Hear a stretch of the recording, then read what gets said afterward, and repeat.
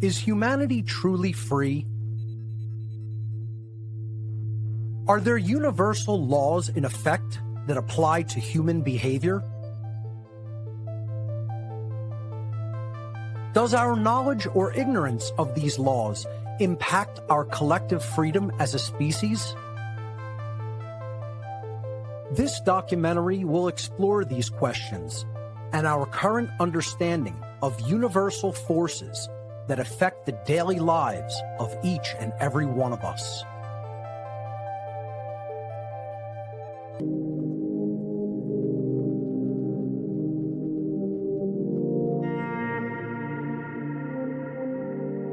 The occult.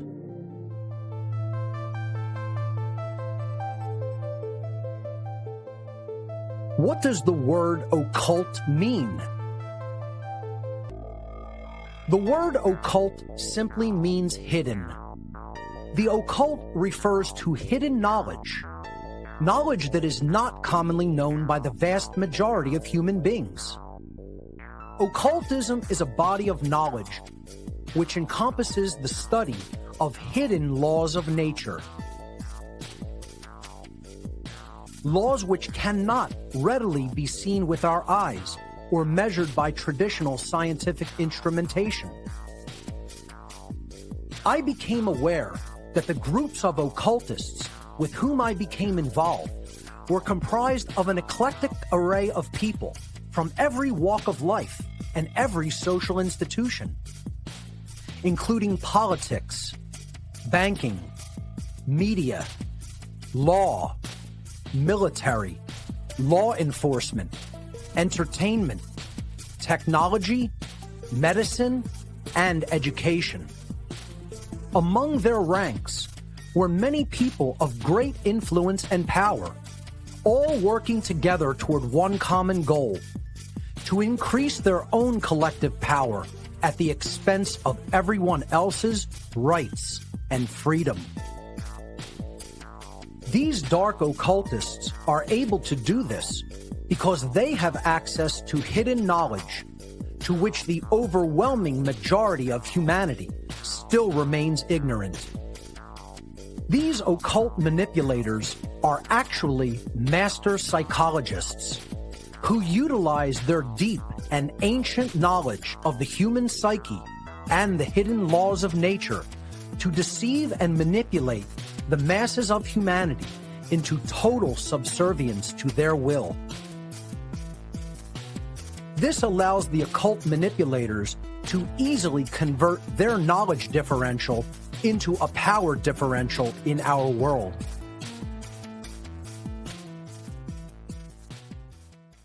In order to stay in power behind the scenes. The ultimate hidden knowledge which they have been holding back from humanity's awareness is called natural law, and it is the secret of all so-called secret societies throughout human history. Natural law.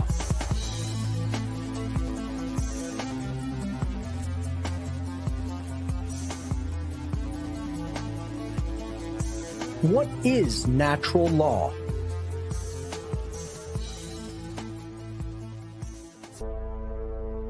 To understand what natural law is, we must first know what it most certainly is not.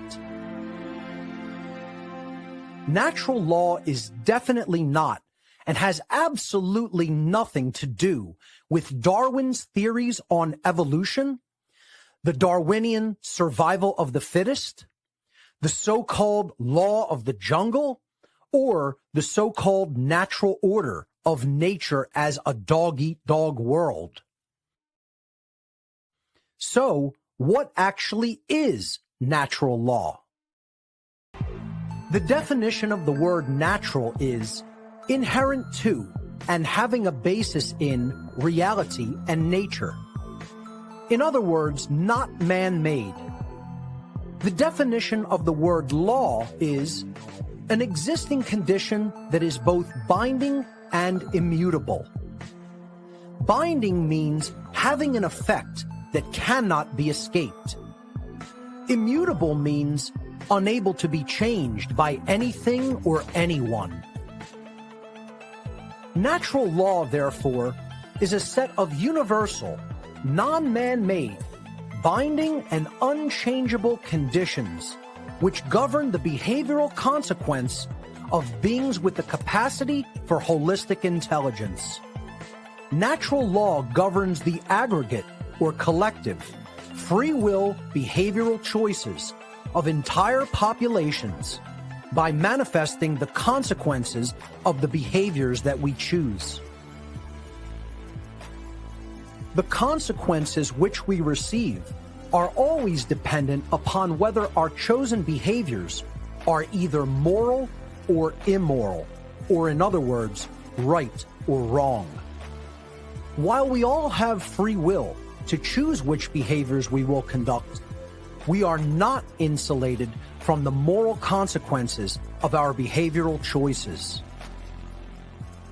Natural law is a body of laws that operate within the unseen or non-physical realm, so they may be considered to be occulted or hidden laws of nature.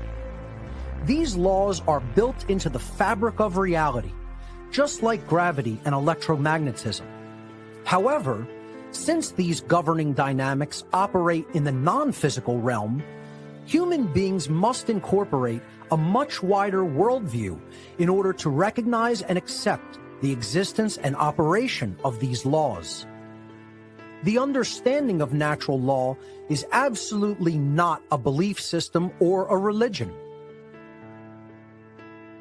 The workings of natural law can be discovered and understood through its observable, measurable, and repeatable effects in our world. In other words, the understanding of natural law actually constitutes a science of morality, which requires no belief or faith. Belief or disbelief in these laws is completely irrelevant, as they exist as surely as any physical law, such as gravity, which we take for granted in daily life. Natural law is also known as moral law, cosmic law, universal law, spiritual law, the law of cause and effect, consequentialism, the golden rule, karma, and many other names. Why is understanding natural law so important?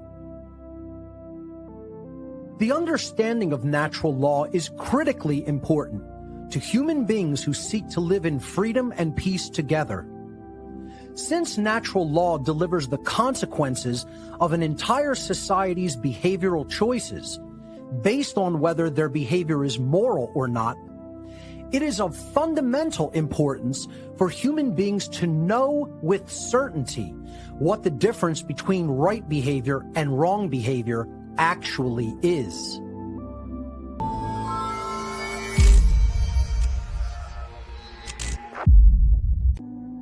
Human rights.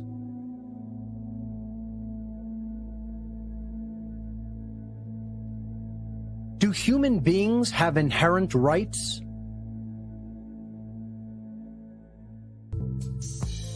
A right is an action that does not initiate harm to another sentient being. Most human beings cannot correctly provide that simple definition when asked. This is the primary reason that human beings are losing their rights and freedom. How can we possibly keep what we cannot even properly define? A right must be defined in the negative. This means that we can arrive at an understanding of the infinite amount of rights we have by knowing the very small amount of actions that are not rights, actions which are wrongdoings, behaviors which do initiate harm to other sentient beings. This list of harmful behaviors includes murder, assault, rape, theft, trespass, coercion, and willfully lying. If we analyze each of the wrongdoings in turn, we can find that they are all variations of theft in one form or another. Murder is the theft of life which is not rightfully ours to take. Assault is the theft of another's well-being without right. Rape is the theft of free will sexual association. Theft is the stealing of property. Trespass is the theft of the security of one's living domain. Coercion is the theft of free will choice via violence or duress. And willfully lying is the theft of necessary information, which negatively impacts someone else's ability to engage in informed decision-making. These immoral behaviors constitute the very definition of violence. Violence is the initiation of harmful behavior against other sentient beings.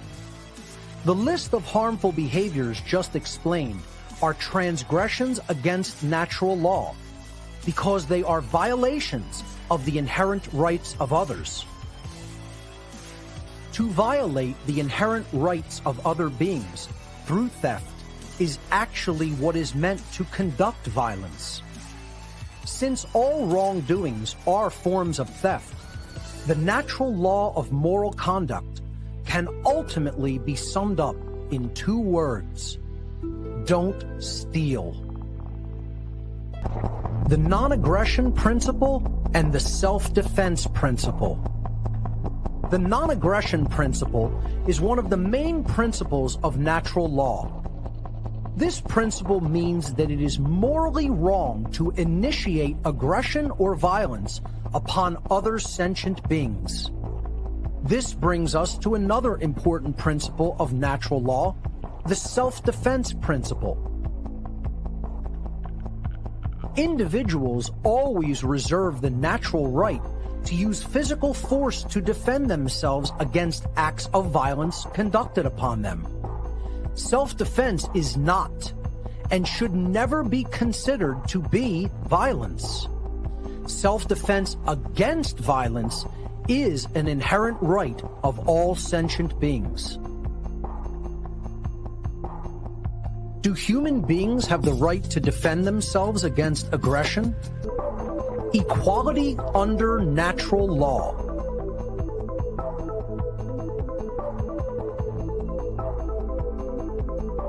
Does everyone have the same rights? Or do some people have more rights than others? Most people would agree with the fact that the behaviors which initiate harm to others are immoral actions. The problem arrives when we fail to hold everyone to the same account regarding the morality of their actions. We must understand that everyone has the same rights as everyone else, and there are no exceptions to this law.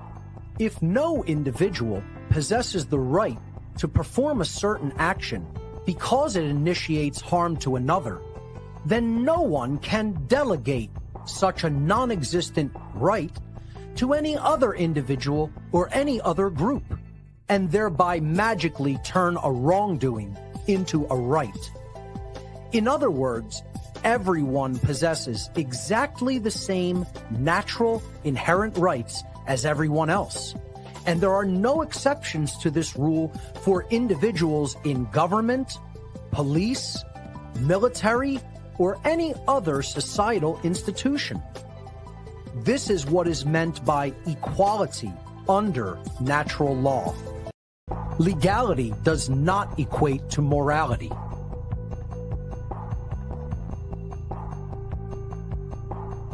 Is government authority morally legitimate? If the laws of man happen to align with the natural laws of morality, then they are, by definition, redundant and therefore unnecessary. If man's law is in opposition with natural law, and therefore false and immoral, it can never be legitimately morally binding upon anyone. Because something is either legal or illegal does not make it moral or immoral. Recognizing this, we can then arrive at the correct understanding that all so-called human authority is morally illegitimate because it is not voluntary, and it is based upon coercion and violence, which is itself immoral behavior.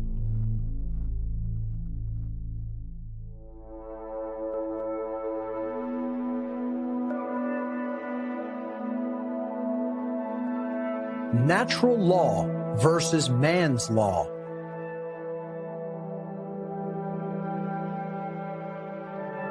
Does government authority exist in nature?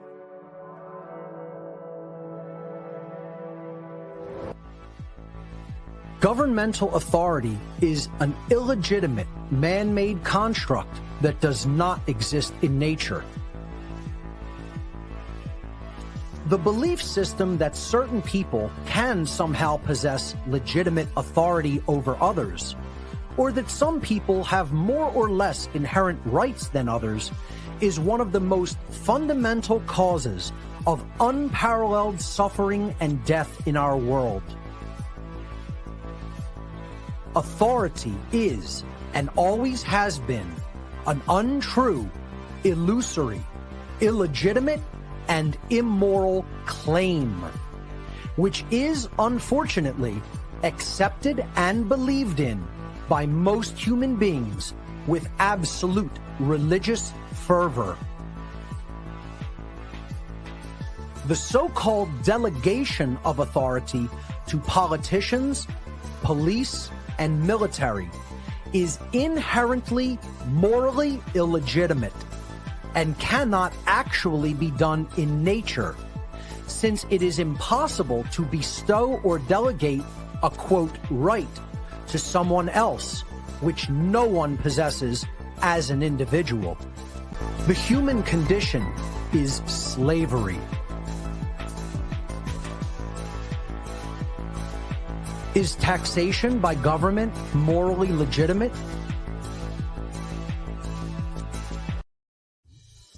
Taxation is theft enforced by the threat of coercion and violence.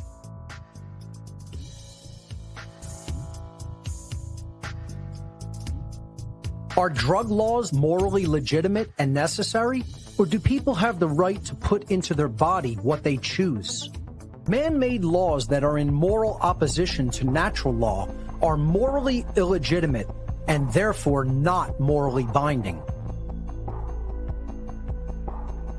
The only legitimate human interactions are those which are voluntary, meaning they are mutually agreed upon by all of the involved participants. Man-made laws, including those which decree and enact behaviors such as prohibition, taxation, and licensure, are not voluntary in any way.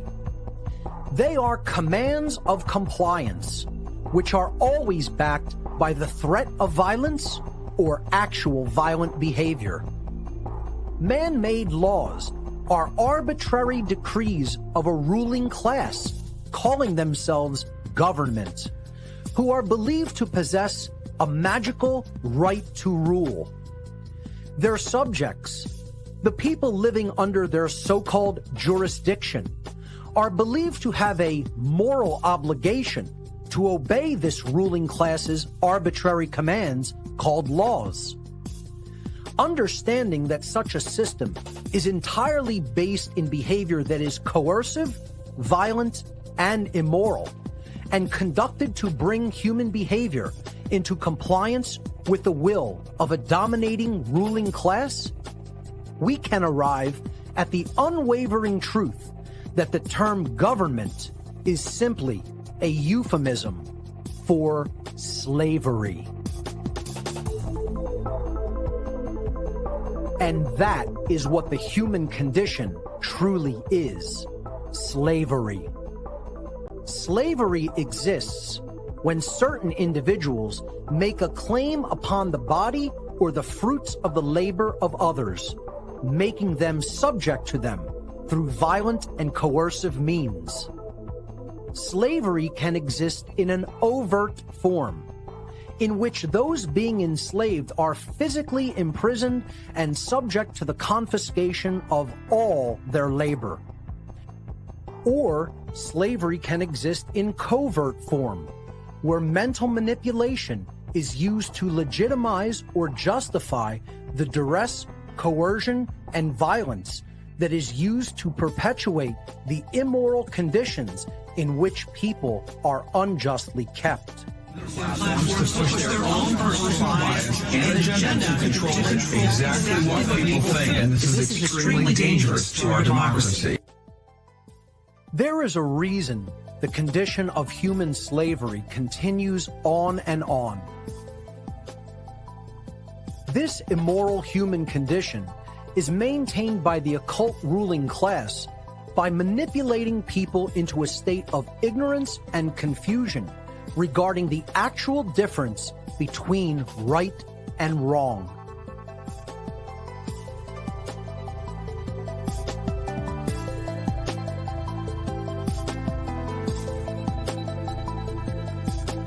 Objective morality. Is morality objective or subjective? Difference between right behavior and wrong behavior is objective, meaning it is not based upon the perceptions or opinions of human beings, but rather such a difference in behavior exists in nature, purely independently of subjective human perception or opinion. Morality does not change based upon feelings, religion, belief, location, time, or the preferences and whims of man's law. These things have no bearing upon true morality. What is moral in one place and time is moral at all places and times. And what is immoral in one place or time is immoral everywhere and at any time.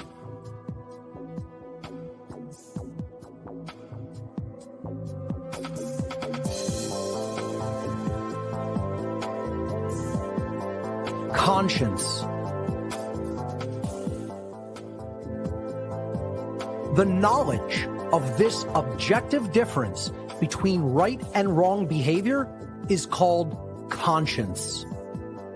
Conscience is the knowledge of whether any particular behavior in question does or does not initiate harm to another, and therefore whether it is right or wrong.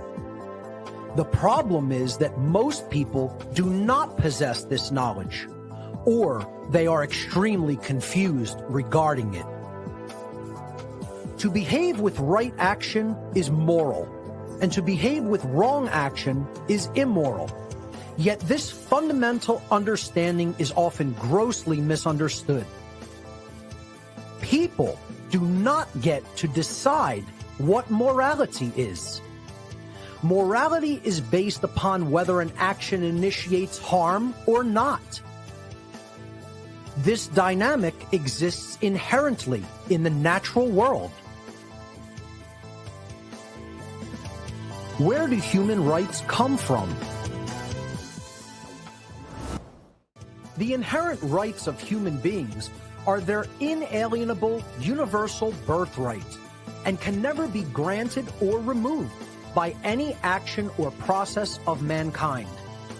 Our rights come from nature, meaning they are pre-existing and inherent to creation itself. Unfortunately, after thousands of years of human civilization, most people still do not understand this eternal truth. It seems so simple that we as human beings should willfully choose to take right action, to honor and respect the rights of others not to be harmed, to treat others with the same respect with which we expect to be treated, not to steal the life, well-being, property, rights, or free will of others. Yet it is not as simple as it may seem. True right action is elusive at best and deliberately ignored at worst. And this brings us to the crux of the matter, which is what I refer to as the law of freedom.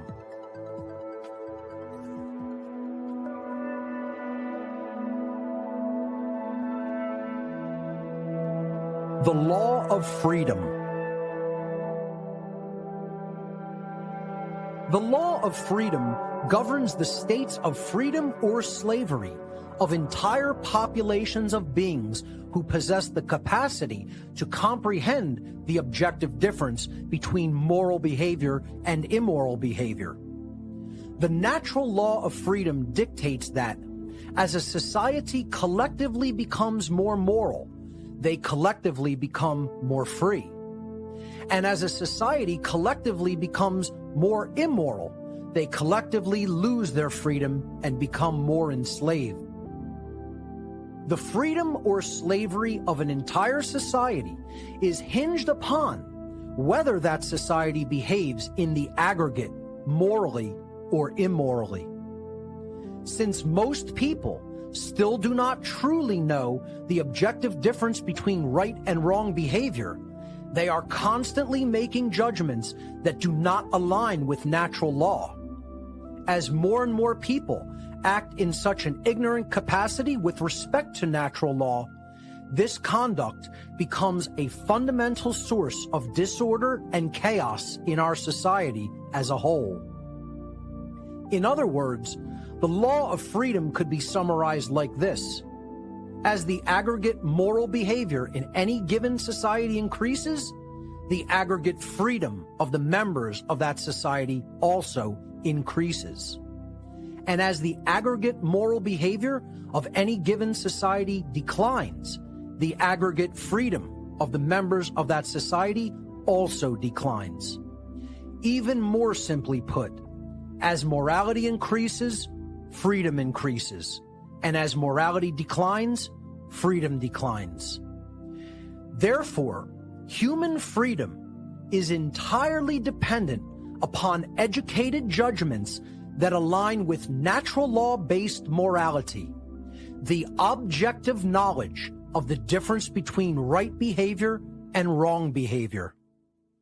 Believe it or not, you have just been given the secret of secrets of all secret societies throughout human history.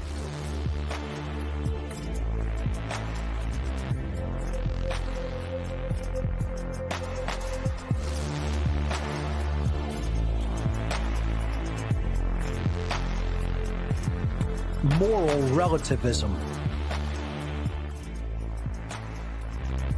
Moral relativism is the belief that there is no objective difference between right behavior and wrong behavior.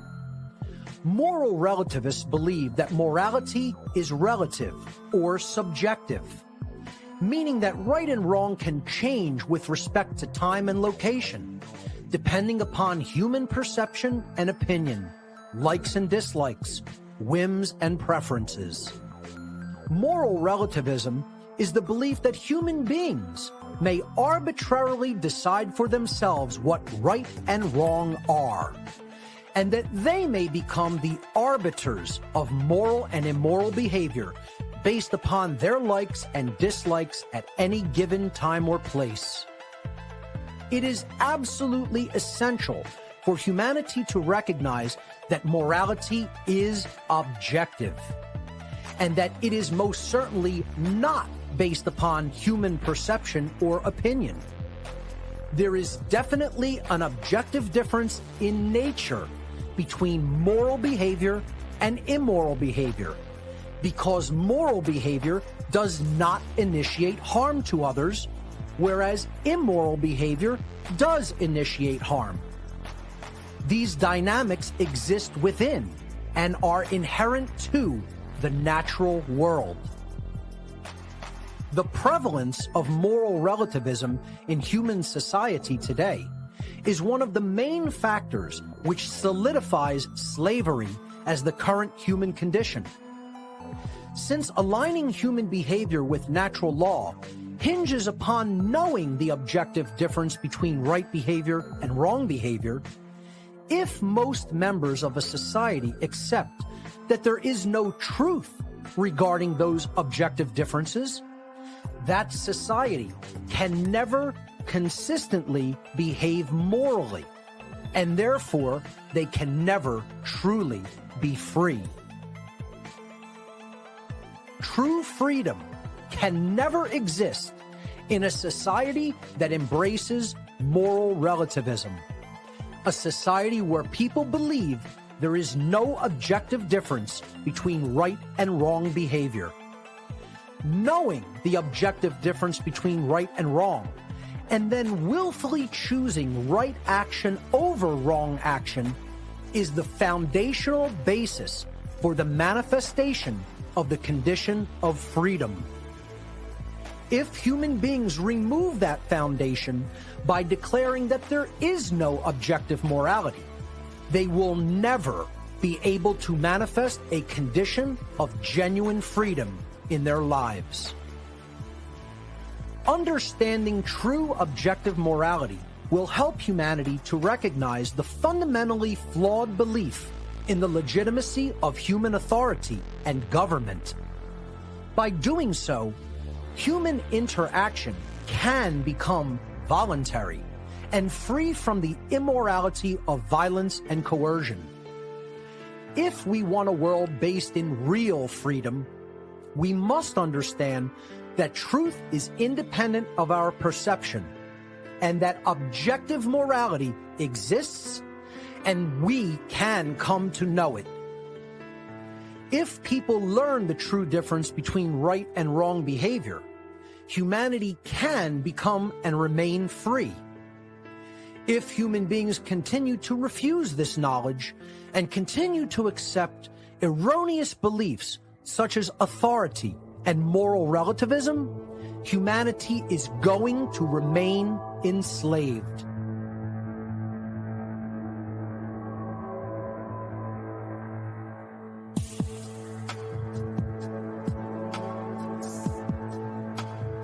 Free will.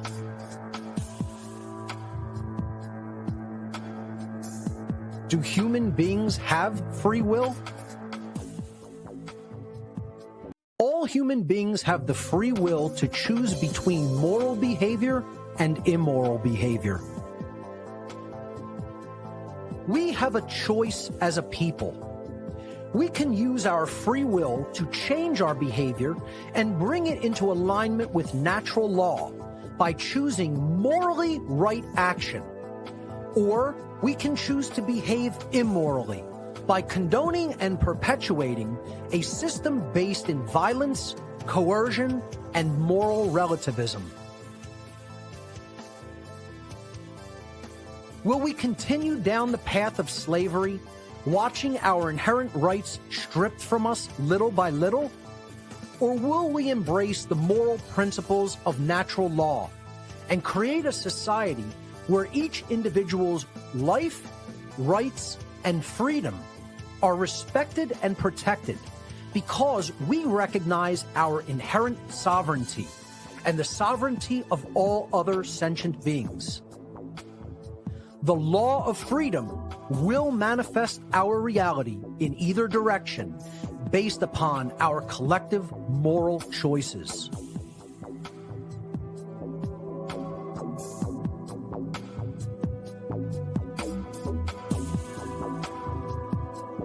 The science of natural law.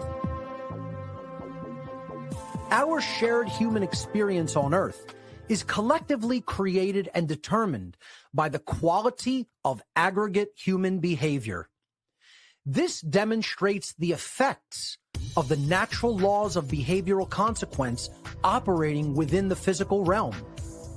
Our free will-based behaviors operate in what is known as the plane of causality, because our behavior is the underlying cause of the physical manifestations which result in the world. The consequences and repercussions of aggregate human behavior then materialize upon the plane of effects, which constitutes the shared human condition in which all of us must live. Our aggregate thoughts regarding morality are transformed into the aggregate behavior of our species, and that behavior is then transformed into resultant conditions and consequences. Truly, we collectively reap that which we collectively sow. Wrongful action can never create goodness and harmony, and right action can never constitute a violation of rights.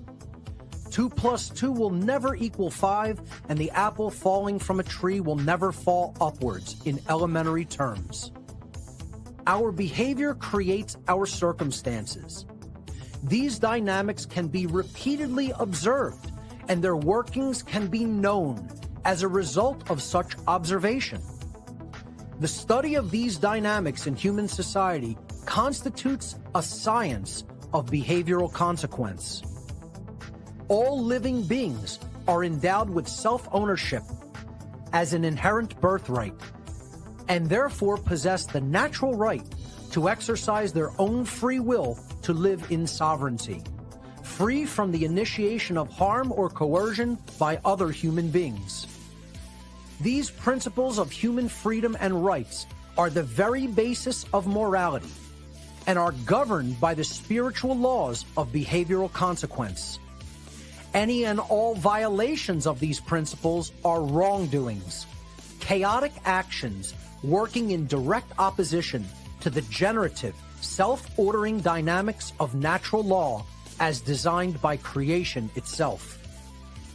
Though some may attempt to do so, these laws ultimately cannot be worked around, changed, skirted, or bent to suit human whims or desires. To choose to observe the natural rights and sovereignty of other beings is in alignment with spiritual law, and such choice will create the conditions for freedom to manifest upon earth. To choose to conduct wrongdoings in direct violation of these laws will manifest only chaos and suffering. Human behavior is collectively manifested into our physical reality based upon humanity's free will choice whether to act in harmony with natural law, thus creating the conditions of freedom, or to act in opposition to natural law, thus creating the condition of human slavery. These are the universal, moral, spiritual laws of the universe that govern all of humankind. This is the science of natural law.